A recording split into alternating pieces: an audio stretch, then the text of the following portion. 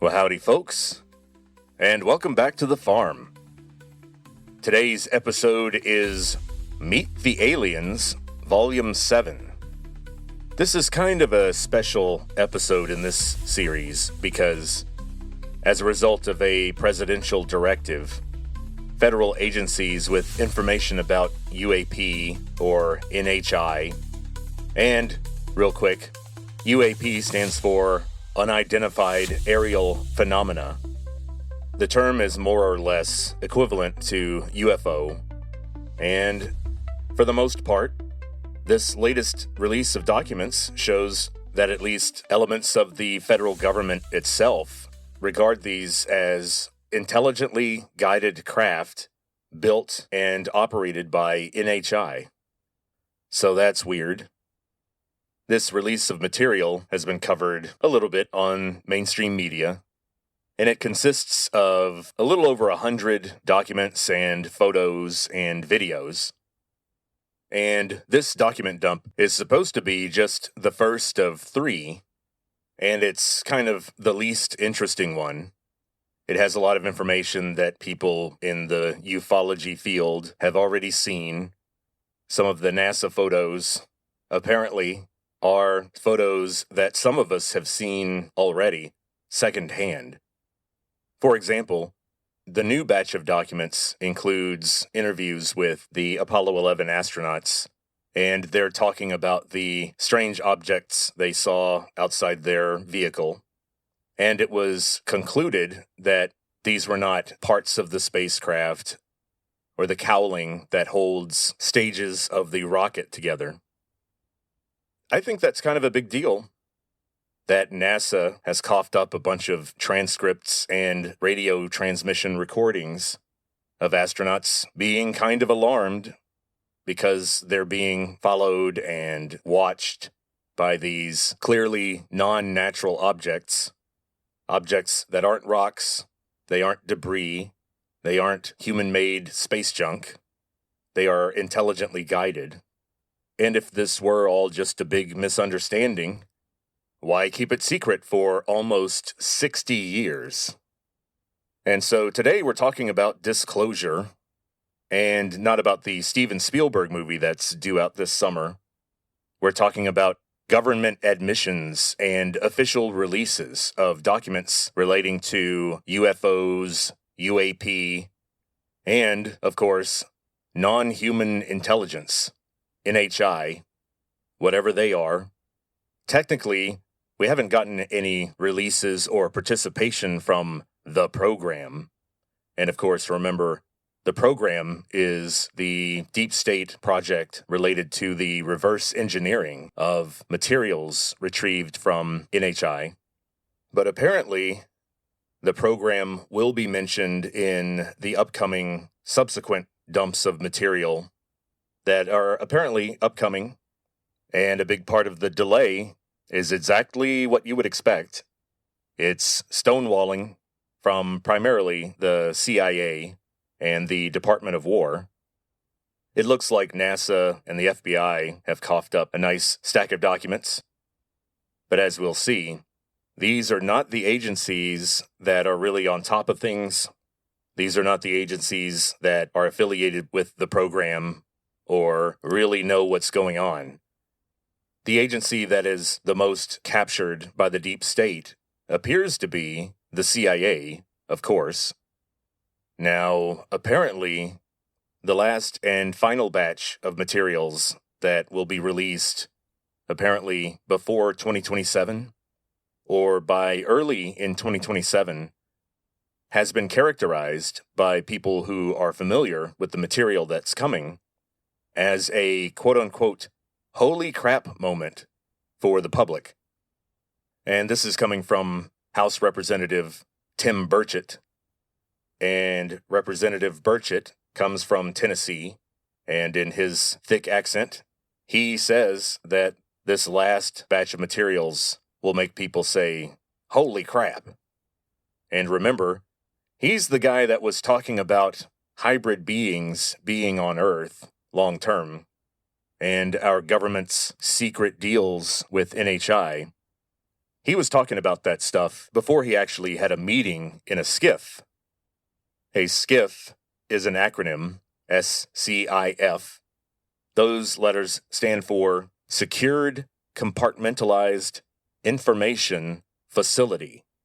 These are essentially underground bunkers that are surrounded by concrete and Faraday cages that prevent transmissions in and out of the facility, and they are scrubbed like crazy for cameras and bugs.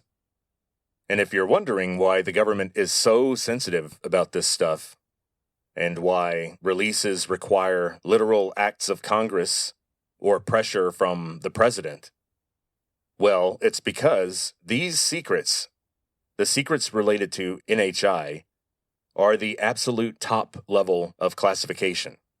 So any offhand conversation that someone has with some interdimensional being, or a photograph someone has of an NHI vehicle or piece of technology, that's going to be automatically classified well above the nuclear codes. People think that our nuclear secrets are at the top, but they're not. The nuclear secrets are the most secret things that most people know about. The stuff above that is, just like you'd expect, stuff most people don't even know about. But I don't want to understate the importance of this first release, because in totality, this release of information is essentially a confirmation that the United States government is aware of UFOs, and they are aware that they're not just weird lights in the sky. They are intelligently guided vehicles, built and operated by non-human intelligence, and a variety of government and military assets have had ongoing communication and contact with non-human intelligence. In particular, the sky over military assets like nuclear missile silos, or in low Earth orbit, like with the Gemini astronauts or the Apollo astronauts, which we'll see. And speaking of Apollo, we'll also see that the government knows about our astronauts being observed and followed by NHI vehicles on the moon. And just as the ufologists around the world have been saying, NASA has been sitting on these photographs and interviews and transcripts for almost 60 years. And apparently, in the next release, we'll get more information about Project Magenta, which was the first time that the United States government retrieved materials from non-human intelligence and then hid it from the public. Well, when did that happen? 1993? No. 1973? No. 1953? Nope. It looks like the first time this happened wasn't the Roswell crash in July of 1947. It was this Magenta incident that happened in 1933. And it happened in Italy.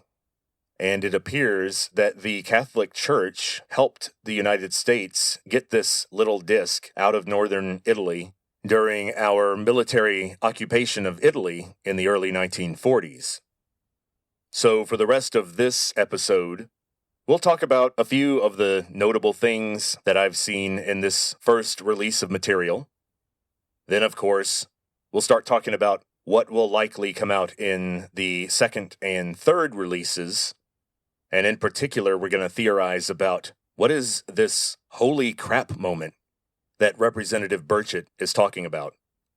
What are we going to find in the third release that's going to make the public say, holy crap? Well, that's going to lead us into another discussion about some supposed meetings that have been occurring over the last month or so between government officials, people apparently associated with House Representative Burleson, who is a devout Christian and appears to have been very disturbed by the materials that he saw in his committee.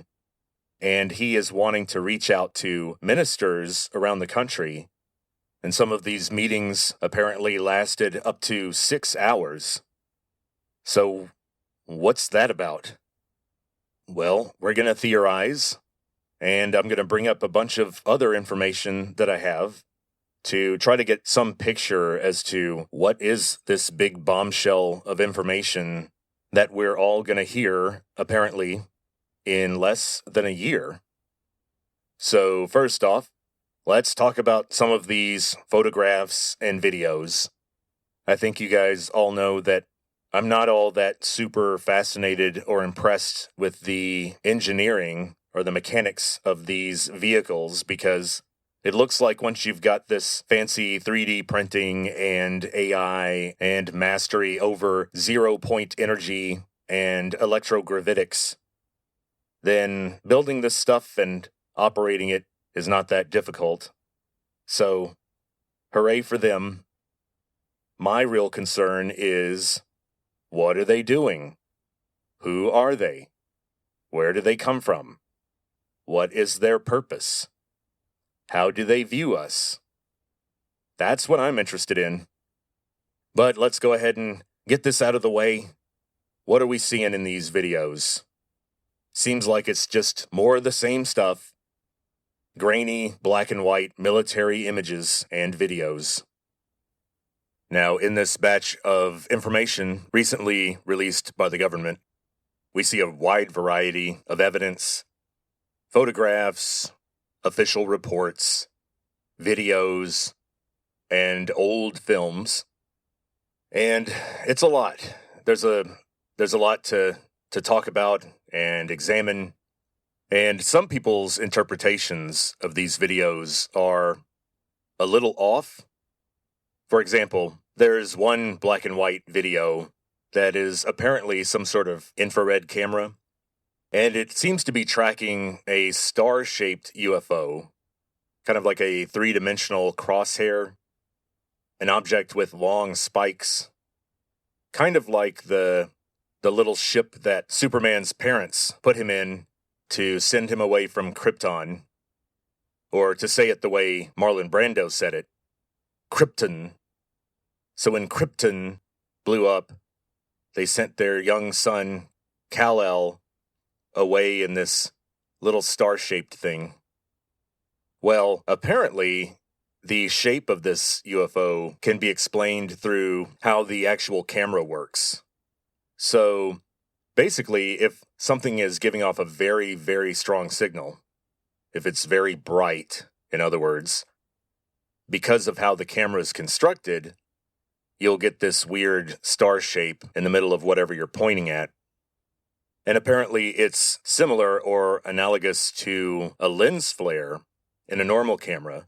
And on most cameras, lens flares, or as I call them, bokeh blobs, B-O-K-E-H, they're usually hexagonal. They make little hexagons, and that's because of how the aperture is constructed. And so, yes, a lot of these videos are hard to interpret because a lot of the footage of drones is taken from other aircraft. So, when you see the ground or the ocean moving very quickly underneath these objects, it's not necessarily an indication that they're moving at all. It might be a parallax effect because the camera that's recording the image is moving really fast. So I gotta say, in the big grand scheme of things, in the big picture, all these little grainy photos and videos are not really that useful. Not to the public, not to people like you and me. Now, the sensor data that the Air Force and NASA have recorded, that could be very useful. But trying to interpret shiny little blobs moving very quickly through black and white military photos, I don't think is the most useful. So let's talk about the written materials that were released.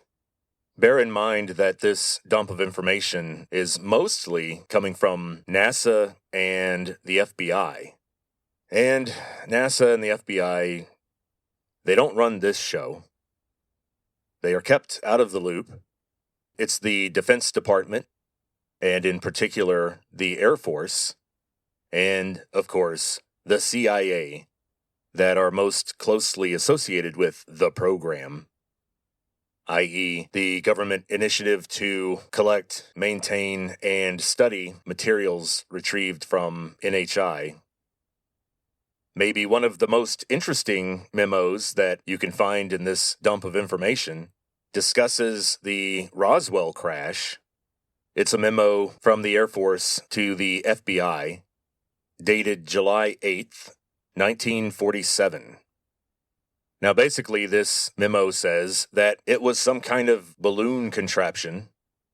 They didn't say specifically that it was a high-altitude sensor balloon that they were using to try to spy on the Russians, all the way from New Mexico. That was a real program. They did have those balloons. And that was eventually the cover story that the Air Force used. But then we also get documents that are speculating about the origins of UFOs and NHI in general, and the hypothesis or suspicion that these beings are not really extraterrestrial, but actually more interdimensional, meaning they come from some sort of alternate Earth in some kind of multiverse, which is an insane idea, but now we can see that it goes all the way back to the early 1960s. So that's weird.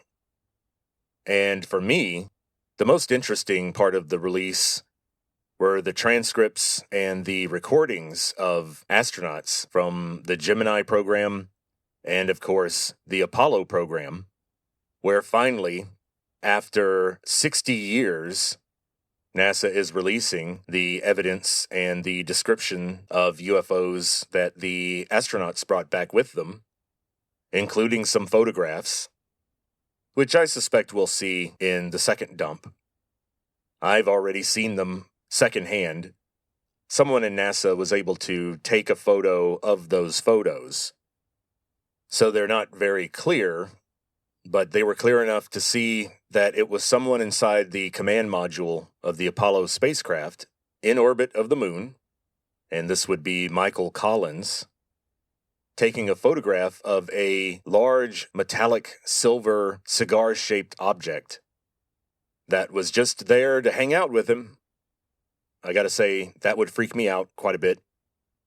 Another interesting recording was of an astronaut on the Gemini 7 mission who kind of nervously got on the radio and reported, quote-unquote, bogeys at 10 o'clock high, end quote. And of course, Mission Control immediately asked him, hey, you're probably seeing the rocket booster or a cowling from a separation between rocket stages. But the astronaut immediately replied, well, no, we're looking at the stage separation right now. And on the other side of that, we see an entire fleet of small glowing orbs. A couple of the astronauts mentioned a very weird object that they described as a large book that had been opened. They said it made an L shape when you were looking at it along its edge, but then at another angle, you could see its internal workings, like an open book. Another astronaut described it as like an open suitcase, a suitcase object. Then there are photos of what appears to be a black triangle on the moon. Now this is weird to me because supposedly the black triangles didn't appear until the 1990s. Because it looks like they are human-made. How was one of these flying around the moon, spying on the Apollo astronauts in 1969? That reminds me of another issue that gives me pause, and that's this idea that the little white Tic Tacs are manufactured by Lockheed Martin. But the first instance of someone seeing a Tic Tac, and it was quite detailed, was by a sheriff of a county in New Mexico, not too far from Holloman Air Force Base. And this guy, Lonnie Zamora, saw two small beings outside of a landed tic-tac object that seemed to be just large enough to house the two little guys that were inside it. So that's weird. But it's not nearly as weird as another report that was described in one of the documents that was released. And that's this encounter between one member of the armed forces with, for lack of a better term, a cat person. What do I mean by that? Well, supposedly, on one hand, it was a full-grown human, normal-sized, but it apparently had feline features, like pointy ears on top of its head, and a tail. Now, this document described the tail as a, quote, caudal appendage, end quote, and that's C-A-U-D-A-L, and that's a scientific anatomical word for a tail.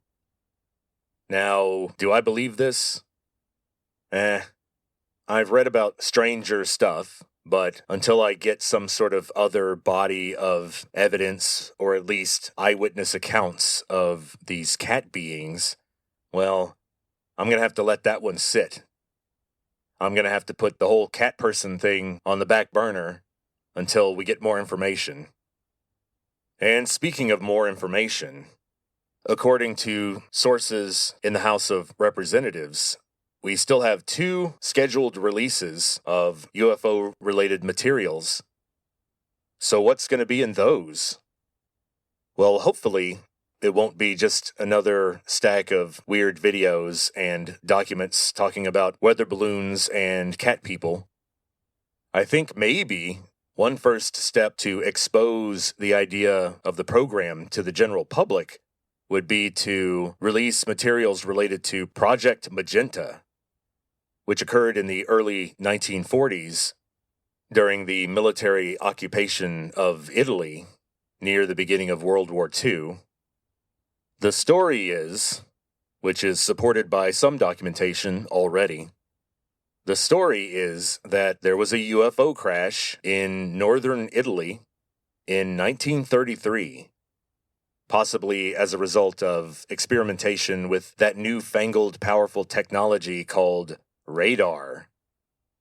It appears that certain kinds of radar interferes with the guidance systems of these disks, and a lot of people have made a big deal about the idea that, well, hey, are you saying these things can fly from one planet to another, but then because of a little radar, they end up crashing in New Mexico? Well, that's not the real picture. Remember, these objects are built on Earth, either by humans or by something else under the oceans or under the ground, so they don't go to other planets. It's unclear that they even have that capability. And then, the NHI themselves don't seem to care that much about their comrades or their equipment. And if the rumors are true that they can just 3D print whatever they want, whenever they want, I can see why they're not too concerned, and why they don't exactly build these things to last. They're not designed for warfare. Okay, if they're not designed for warfare, then what are they designed for? What are they doing? Will there be any information about that forthcoming? Well, if you recall from previous installments of Meet the Aliens, the NHI themselves are kinda shady and kinda confusing about their origins and about what they're really trying to do here. And one idea about why this might be, that goes all the way back to the 1950s, is the idea that they don't come from another planet, but they come from the etheric. In the documents from the 1960s, they didn't talk about the multiverse or interdimensional travel. Those ideas hadn't really percolated to the top of public consciousness yet. So they used this old, archaic word, the etheric, E-T-H-E-R-I-C. And this document that I'm talking about is an official government document that treats UFOs as if they were some kind of real thing that we've had interactions with and that we're trying to understand. It's kind of weird how so many of these documents just assume that UFOs are real. It's almost like they know something we don't. But anyway, this paper was trying to figure out where they were coming from and how they travel, and in particular, how they can just sort of disappear or seem to pass through objects, like, say, mountains or ocean water. So this document supposes that the NHI have figured out some way to pass into and out of, quote-unquote, the etheric. In other words, their technology is so advanced that they can project themselves into another dimension. And of course, this leads to the idea that maybe they are from another dimension. I don't know about that. First of all, some other star systems and possible exoplanets have been mentioned by the NHI and are discussed in the abduction literature and in some government documents. And these are star systems like Zeta Reticuli, or some star in the Orion constellation, not Betelgeuse, which, by the way, may not be long for this world, or I guess this galaxy, because sometime in the next 100,000 years, and some people think rather soon, Betelgeuse will go supernova, and we'll have a super bright star in the sky. That'll be kind of cool. Betelgeuse is way too far away to affect the Earth, so we're safe from it. Don't worry. By the way, that is how you say that name, Betelgeuse. Now, the spelling is German, but the name comes from Arabic, and under the first Muslim caliphate in the early Middle Ages, Arabic-speaking astronomers made great discoveries and cataloged a lot of stars. And apparently, they also referred to these stars as Orion, but they used the Arabic word Jausa, which means hunter. Now, in Arabic, a shoulder is Beit, B-E-Y-T. This constellation of Orion is supposed to be of a person, a hunter, with broad shoulders, and Betelgeuse forms one of those shoulders.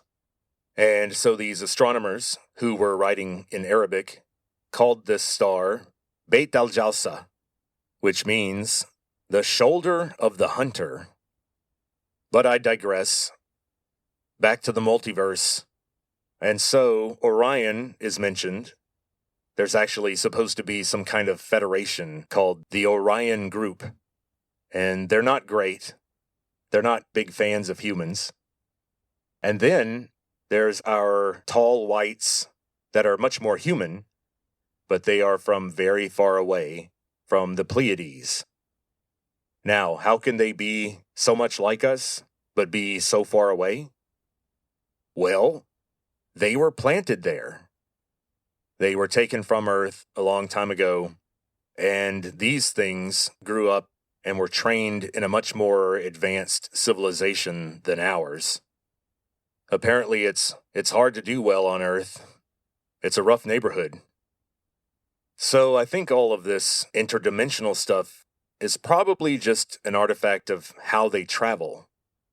Because we know that they can manipulate gravity, or as Bob Lazar suspects, they actually know how to produce and control an entire other force that we're not familiar with that can override gravity, and this force is somehow produced through electricity. So that's weird. However, this interdimensional aspect of the NHI has been a major point of Dr. Stephen Greer's discussions about the program. He says that the reason why the NHI are so interested in our nuclear weapons, and will turn them off during testing or even snatch them up out of midair or out of the ocean. Theoretically, I suppose, to study them? I don't know.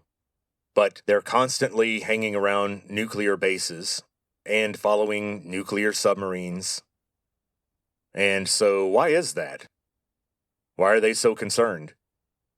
Dr. Greer says that the program has found out that because fission involves the strong nuclear force, that reactions involving that, in other words, fission reactions like the kind that destroyed Hiroshima and Nagasaki, those reactions can cross over, just like gravity can leak from one part of the multiverse to another. In other words, a lot of theoretical physicists think that if we were ever to detect another universe, it would be through some sort of gravity interference or manipulation, or detection of some odd sort of gravity-related phenomenon. It would definitely not be light. Electromagnetism cannot pass from one universe to another, so we'll never see another universe with a telescope. It's, in principle, impossible. So if a stick of dynamite or a block of C4 explodes on Earth, or on our Earth, nothing happens on the other side. Dynamite or any conventional bomb doesn't leak over into another universe. But apparently fission reactions do. They cause some sort of effect, and apparently a negative effect, on our neighboring dimension. In other words, the alternate Earth that is, in a weird way, attached to our Earth through gravity. And this is interesting to me because fusion apparently is not a problem. Fusion, of course, happens almost everywhere in the universe. It's what powers stars.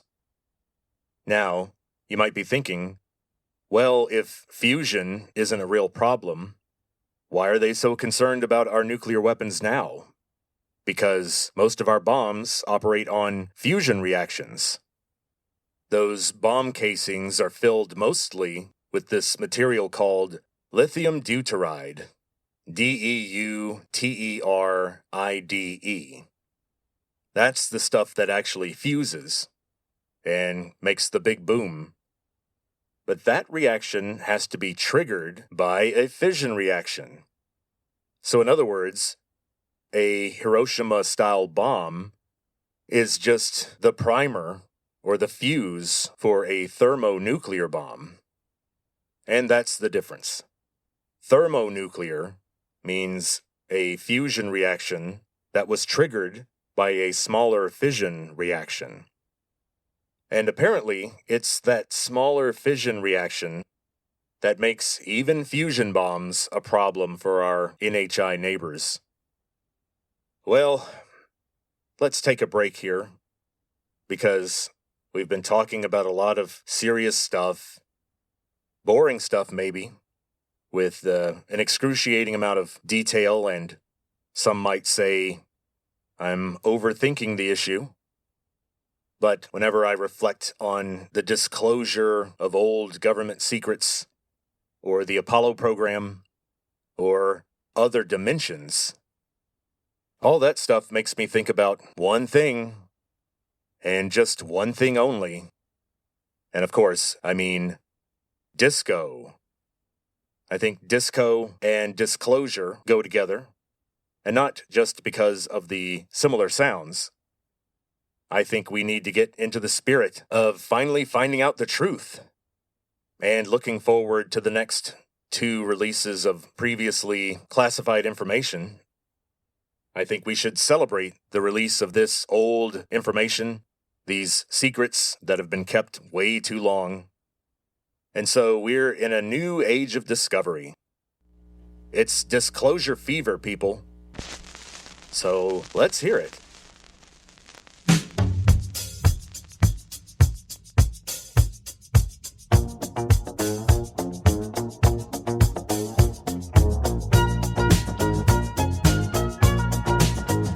It's disclosure, honey. The CIA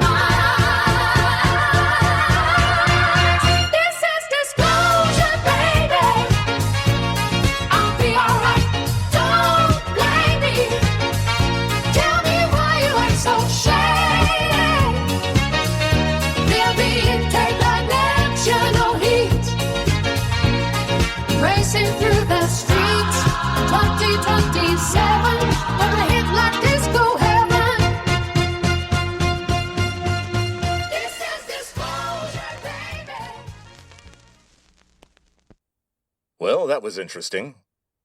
That was a good break.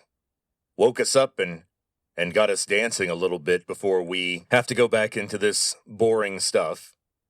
There's one more song, by the way, but that's coming toward the end of this episode. Now let's get back to this big secret. The information that people in the program have repeatedly described with the word indigestible. Amid all this information about UAP and UFOs and crash retrievals and alien interviews, among all of this stuff, the big question is not exactly how fast can those orbs go, or what are they made of? I think the most pressing issue is obviously, what is their intent? Why are they here? How long have they been here? What are they doing? And so it's very unlikely that this quote-unquote indigestible truth has anything to do with materials science or advanced propulsion. I don't think people are going to be that upset about that. And speaking of upset, how upsetting is this information? Well, apparently, in the late 1970s, back to that time again, in the late 1970s, Jimmy Carter saw a UFO and had a very strange experience. And so after he was elected president, he started pushing really hard on the CIA and other branches for information about the subject. And he pushed so hard that people within the program kind of got tired of it, kind of got frustrated with Carter. And they decided, you know what? We won't tell him all the information about the weapons and the when and the where and the how, but we will tell him about the overall big picture. What we found out about the aliens. Who are they? Why are they here? And according to multiple sources who were in the White House at the time, Jimmy Carter left that meeting in tears and proceeded to rest his head in his hands, and they said that he was sobbing loudly. So what was so upsetting? Supposedly, the CIA gave Carter the scariest information in the scariest way possible. It does appear that they explained to President Carter that humans are basically hybrids. Modern humans are the result of genetic manipulation of some highly advanced primate species, and the world's major religions were planned and engineered and projected into human minds or actually led by one of them in disguise. They're responsible for a lot of human culture, and the design of it is to basically keep us working, keep us fighting, keep us dying. The idea is to produce both positive but mostly negative conscious experiences. And for some reason, that benefits them. Our conscious experiences do something to the universe in our dimension or theirs or something like that. This upset Jimmy Carter. However, I don't think that's enough. I think that a devout Christian hearing that would think, yeah, okay, whatever, dude, but who made them? Did they just spring out of nowhere? They have 2 arms, legs, and a brain and eyes. Where'd they come from? So they're not God.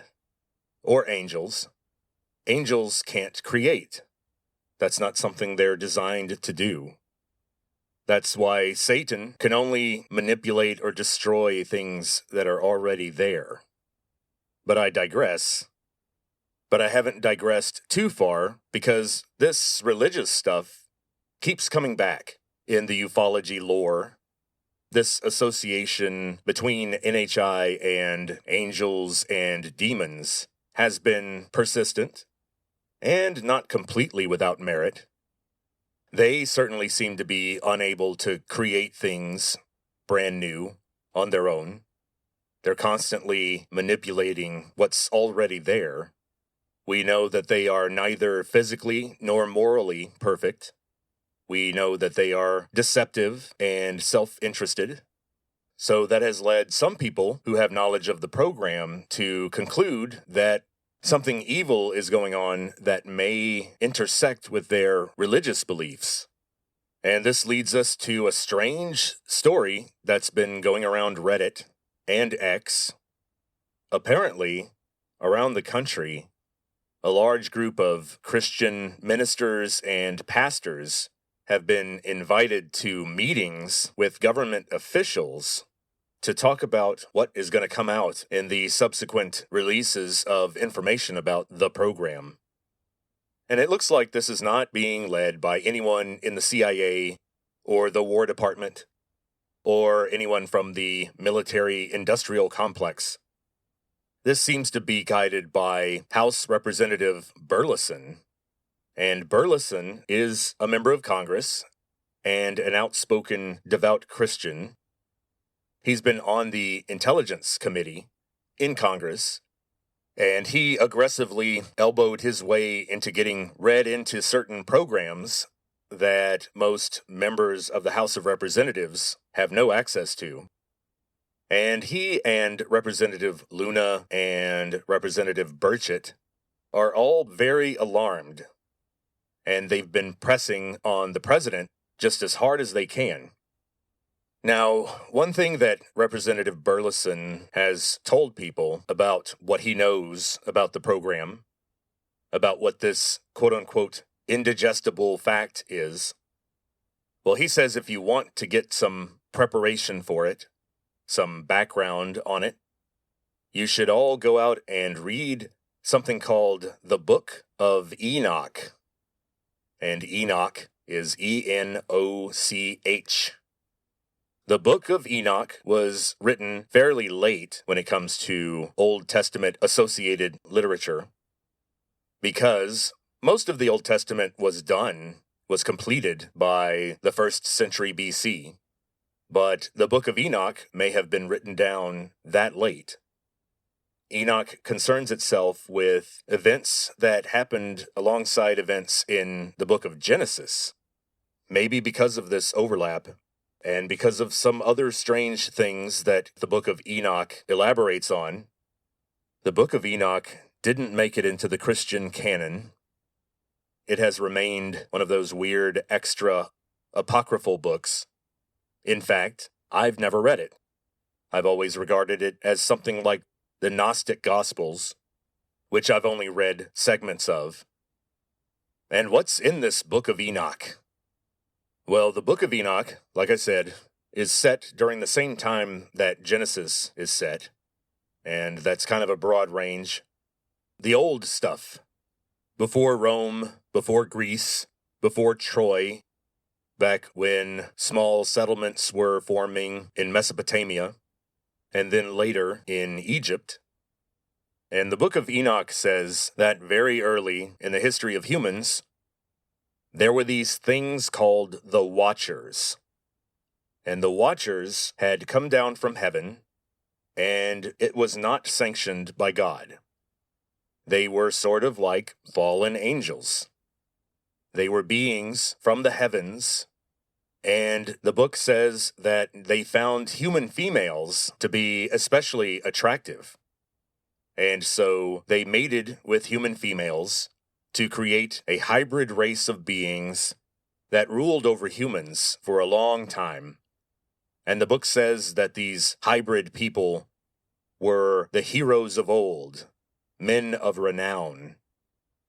And remember, the hybridization program that someone is conducting on Earth as we speak was one of the subjects that Representative Burchett was talking about before he had his meeting in the skiff. And then after that, he never talked about it again. And like I said earlier, I think that's a good indication of what he was officially briefed on. If they never mentioned hybrids, he'd still be talking about them, because legally he could. But if they told him anything about the hybridization program, then he would be forbidden to talk about it. And that seems to be exactly what happened. And speaking of people associated with the program and extreme responses to upcoming disclosure, as with Representative Burleson and his meetings with ministers.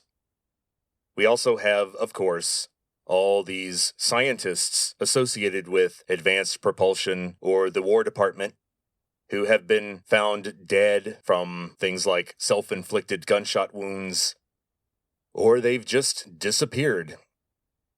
One of the most prominent, or at least outspoken, members of this unfortunate group is a scientist named Amy Eskridge, Eskridge.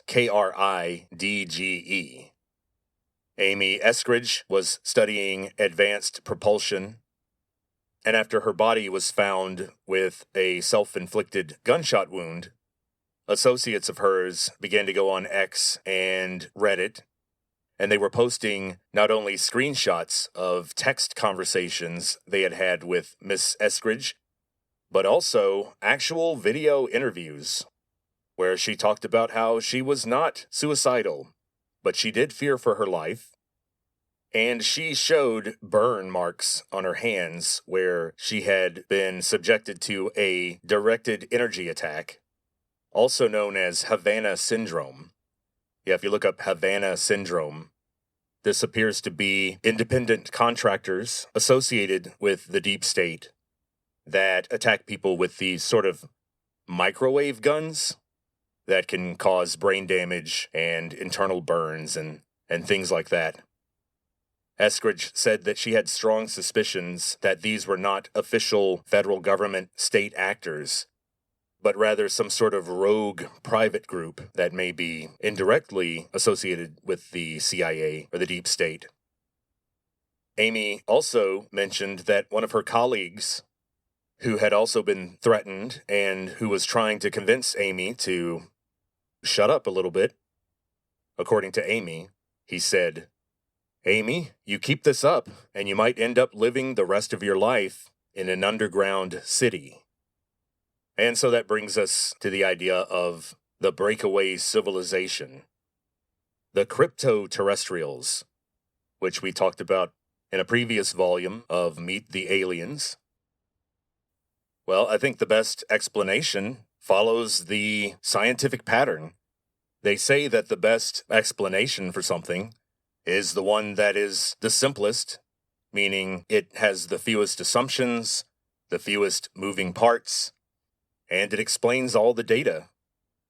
And the crypto-terrestrial hypothesis does fit that bill.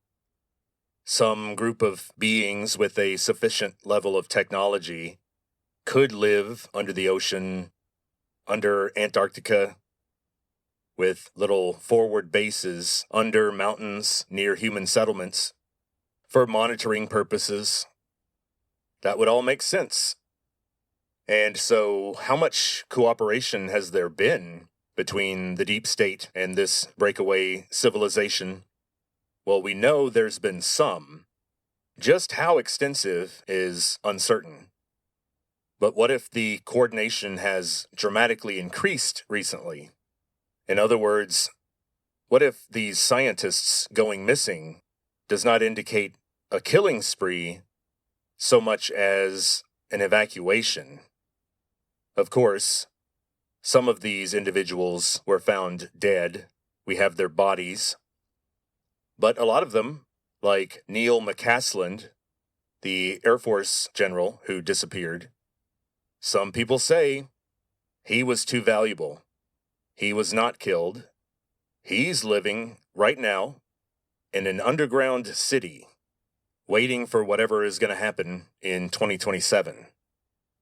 Now, Amy Eskridge really pushed the envelope as far as being bold about talking about classified things and things that she had probably signed a non-disclosure agreement about. For example, Dr. Eskridge was talking very freely about her hypothesis about exactly what cattle mutilation was. She greatly expanded on Linda Moulton Howe's hypothesis about cattle mutilation. Linda Howe was a journalist, and after studying the phenomenon for years and conducting countless interviews, she came to the conclusion that non-human intelligence, NHI, were responsible for cattle mutilation. Now, the idea was that they use this fluid and the materials that they gather from the cattle to produce that gross little weird brown fluid that they have to eat. And it can't be purely from the cattle because they don't have a very good digestive system. So the stuff has to be pretty much pre-digested for them. They definitely can't chew. And they have to add weird things like copper compounds to it to make it nutritious for them. Amy Eskridge had looked at the kind of tissues that were being taken from the cattle that were mutilated. Skeletal muscle was entirely left behind. All the stuff on cattle that we like, they really don't. They want areas that are dense with nerve tissue and then blood. So that's weird. Now, Amy Eskridge also noted that some of the tissues that they were removing are very rich in a kind of cell that can be easily converted back to stem cells. And so whoever took this material, and we can safely assume that they have high technology, that they would be able to take this fluid and then they could culture countless gallons of this fluid as needed. So here was my idea. Let's put some supposed facts together. Let's overthink this.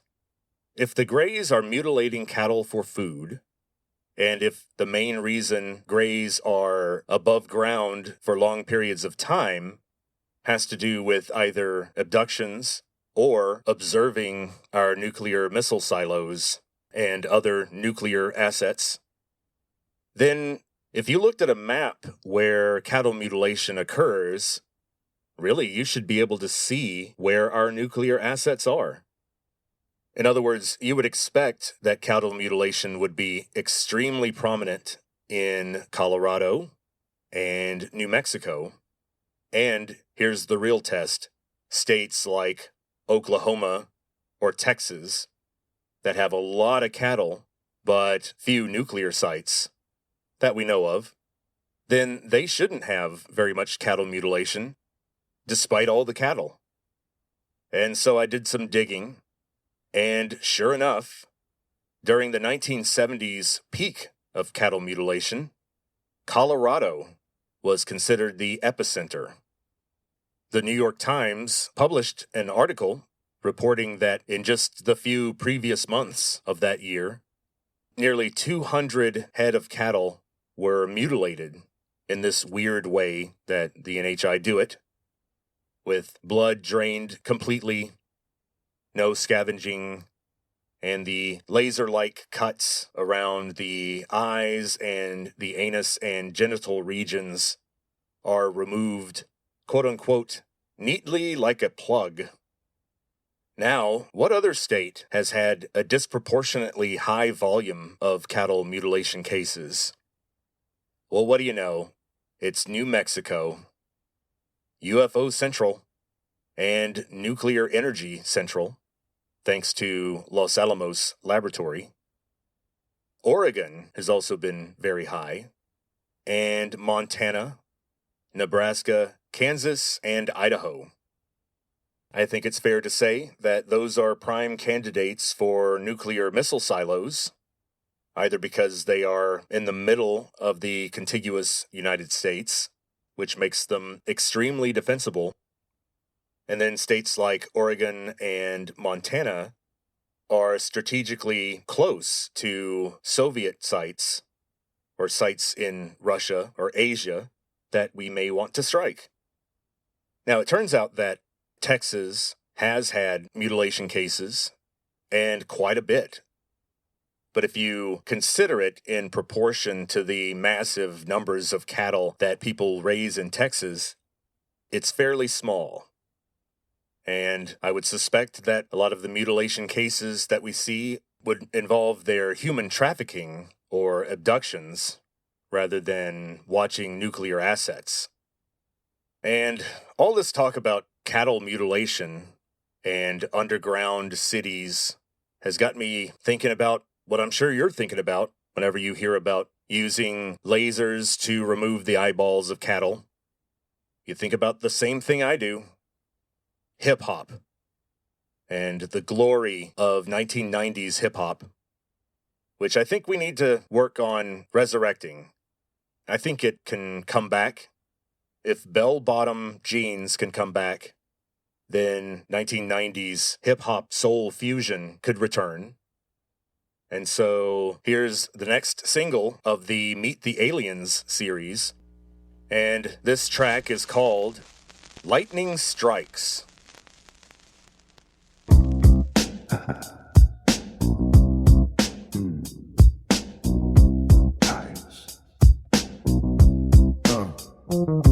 Got corrupted, then abducted in the night. Something shady going down out of sight. Captured on blacktop roads, cruising the land. Moonlight on my vest, cold still in my hand. Roll through the night, red skin lit up bright. Sky split like lightning, my veins went tight. The world went silent, lost in the dreams. Was it you? A Project Blue Beam, thinking back on a trip through the dunes. Back from Texas with my 8-track tunes. New Mexico, red dusty highways wait, and atom bombs detonate. Never gonna wash off the stain. No dreams left in this broken brain. Now I'm ready for the show. Sunset calls, it's time to go. Your treatment made me twist and shout. You took the reins and knocked me out. Put me on a slab of gray. Drove a needle in my brain.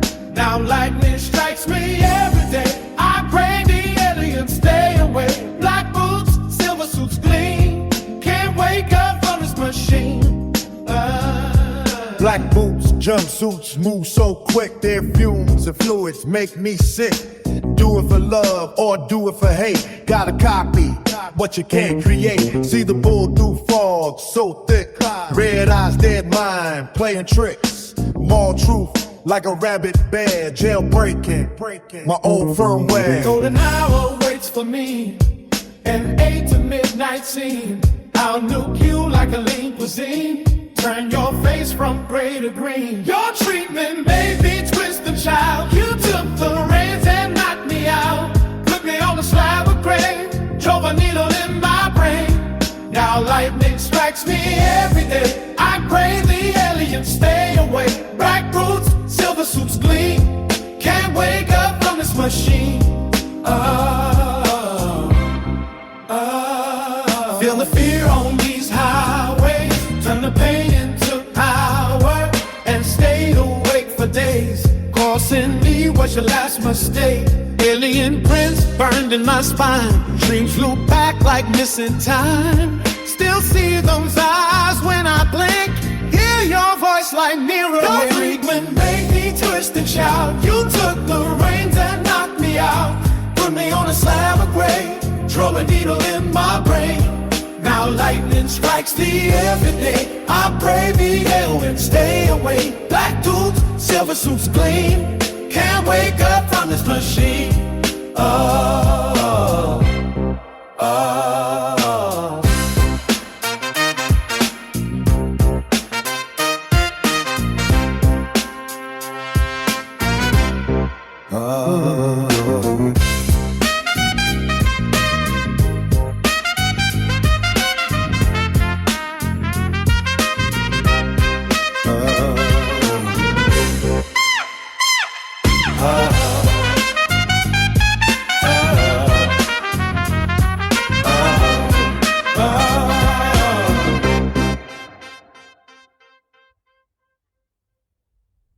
Well, that was interesting. As you can see, some of the lyrics were a little personal for me. Hopefully people kind of understood what I was trying to get at there. So now let's turn from cattle murder to human murder. I think that's everyone's favorite subject. Mysterious deaths. Mysterious disappearances. And so we've theorized a little bit about why do they want to keep this secret so badly. But here's my problem. I think money and power can only take one person so far for so long. It's probably the best motivator of human action. especially for individuals during their life when they're seeking money and power. But I don't know if this explains 80 years of secrecy. We're not talking about one person's career. Now we're talking about people sacrificing their entire working life with no recognition and no real wealth. And add to that, at least hundreds of deaths, hundreds of murders. And so, what is so problematic about just telling the truth here? I think there are only a few options, actually.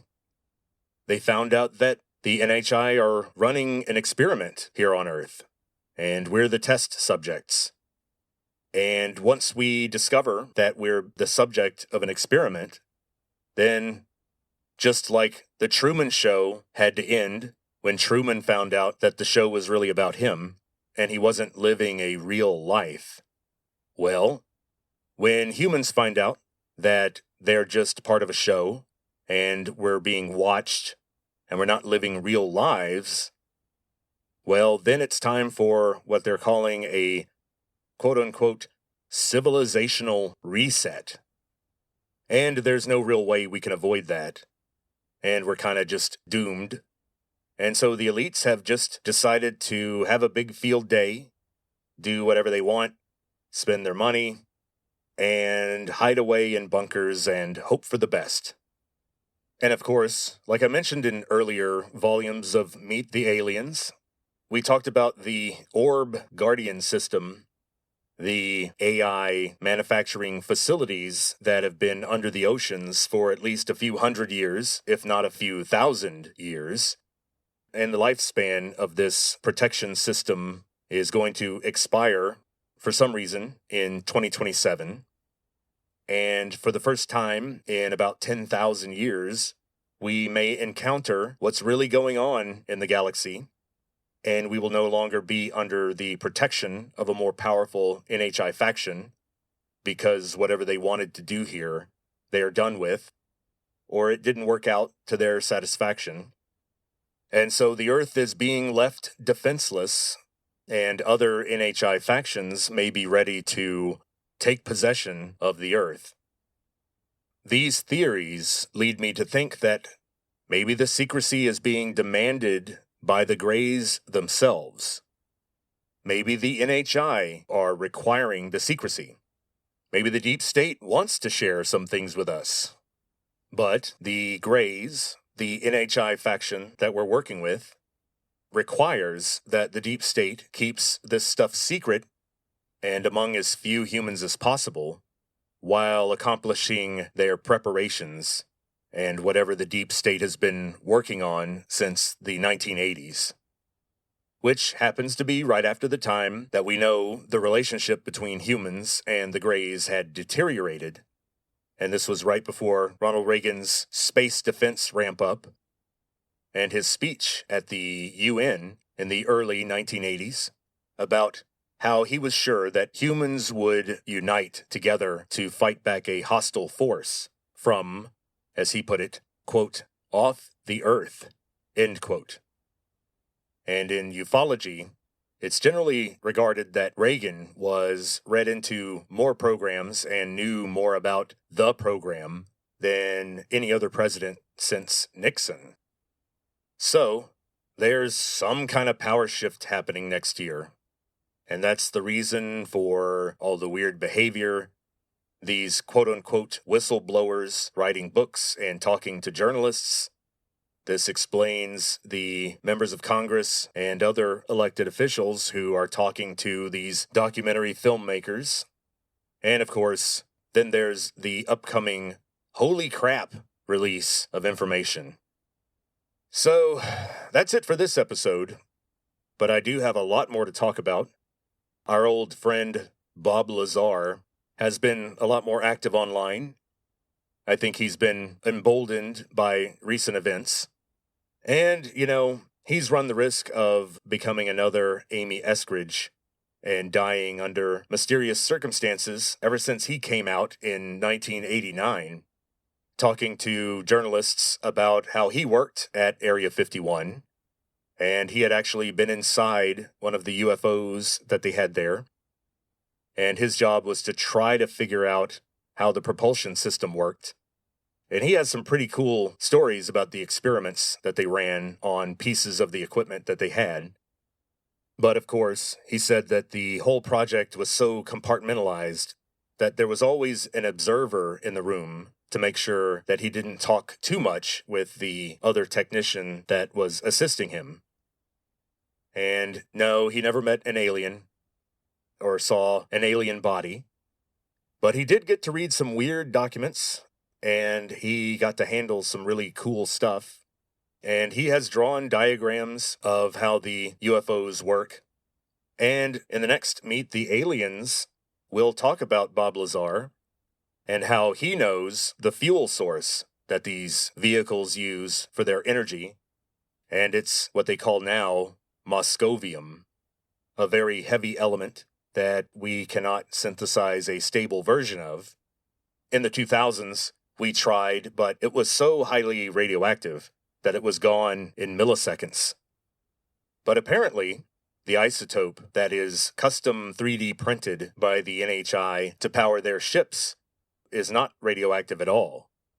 It doesn't decay.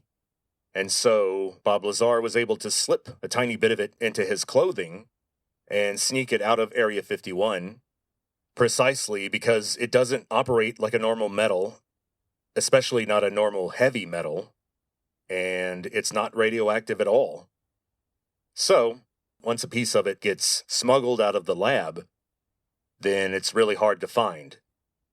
Bob Lazar has mused aloud that maybe that's the only reason he's still alive, is because he knows where that chunk of moscovium is, element 115. And I have a lot more to talk about, so next week might be more aliens, Meet the Aliens, Volume 8, or we might go back to Stanley Kubrick. I've been working on my Full Metal Jacket stuff, folks. I need it to reflect my respect for the film. And, of course, it's getting out of hand. There's too much stuff. So we'll see what happens next week. We'll see what kind of mood I'm in. And so, until then, talk to you later.